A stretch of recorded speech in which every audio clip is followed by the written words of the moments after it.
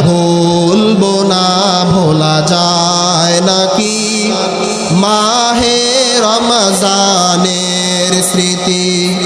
ভুলবো না ভোলা যায় নাকি মাহে রমজানের স্মৃতি এই মাসের কত ফজিলত জানো কি মুসলিম জাতি ভুলবো না ভোলা যায় নাকি মাহে রমজানের স্মৃতি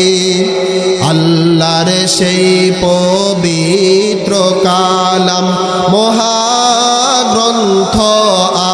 আল কোরআন কি মহিমা এই মাসে